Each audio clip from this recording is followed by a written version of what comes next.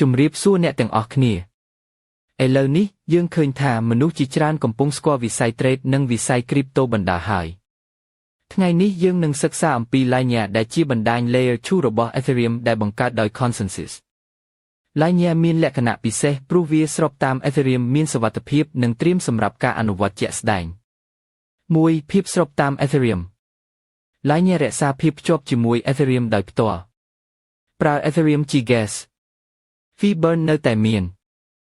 យកដាំរបស់ Ethereum ត្រូវបានគាំទ្រវាមានន័យថាអ្វីដែលអ្នកធ្វើនៅលើ Lightning តែងតែភ្ជាប់ទៅកាន់ប្រព័ន្ធតម្លៃ Ethereum 2. សមត្ថភាពខ្លាំង Lightning មានល្បឿនប្រតិបត្តិខ្ពស់បំផុតមួយក្នុងចំណោម Layer 2 ទាំងអស់ប្រហែល 27.5 លាន Gas ក្នុង1វិនាទីវាក៏មាន Layer 1 Cost ទាបបំផុតសម្រាប់ Transaction នៅលើ Layer 2 ផងដែរដែលធ្វើឲ្យវាមានតម្លៃថោកនិងលឿនសម្រាប់អ្នកប្រើ 3. ភាពស្មើ AVM អ្នកអភិវឌ្ឍមិនចាំបាច់សរសេរកូដឡើងវិញទេ Application ណាដែលដំណើរការនៅលើ Ethereum អាចដំណើរការលើ Lightning ដោយគ្មានការផ្លាស់ប្ដូរនេះធ្វើឲ្យការចូលរួមងាយស្រួលសម្រាប់គម្រោងថ្មី 4. ត្រៀមសម្រាប់ស្ថាប័ន Lightning ត្រូវបានគ្រប់គ្រងដោយ Lightning Consortium ដែលមាន MetaMask, Eigen, Status, ENS និង Lido នេះផ្ដល់ឲ្យវាការទុកចិត្តខ្ពស់ពីស្ថាប័នធំ 5. ការលូតលាស់ Ecosystem របស់ Lightning កំពុងលូតលាស់យ៉ាងលឿនមានដាបជាង500ក្នុង Device Gaming Identity និង Artificial Intelligence មានឈ្មោះដូចជា Etherex, Aave, Renzo, Orthopeak, Planet Mojo មាន Total Value Lock ជាង 1.2 ពាន់លានដុល្លារមាន Wallet មិនដូចគ្នាជាង 4.5 លានកំពុងសកម្ម 6. ព័ត៌មាន Token គ្រប់គ្រងមានឈ្មោះថា Lightning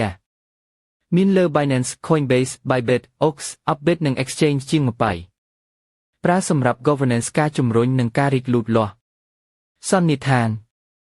សរុបមក Lightning ជា Layer 2 ស្របតាម Ethereum គាំទ្រដោយ Consensus ដែលជាម្ចាស់ MetaMask និង Infra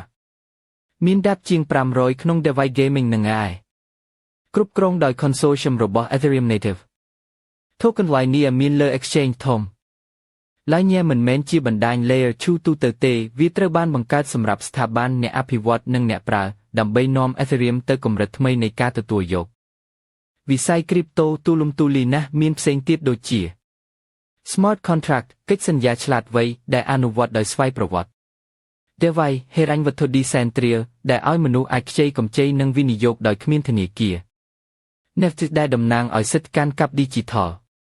Metaverse និង Web3 ដែលបង្កើតពិភពថ្មីសម្រាប់ការរស់នៅនិងពាណិជ្ជកម្មក្នុងអនាគតទិសដៅអនាគត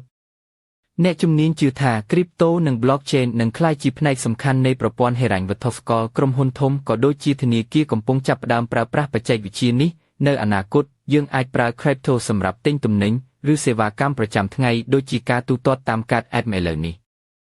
ដូច្នេះបើបងប្អូនចង់បានវីដេអូបែបណាអាចប្រាប់ខ្ញុំបានចាំខ្ញុំធ្វើជូន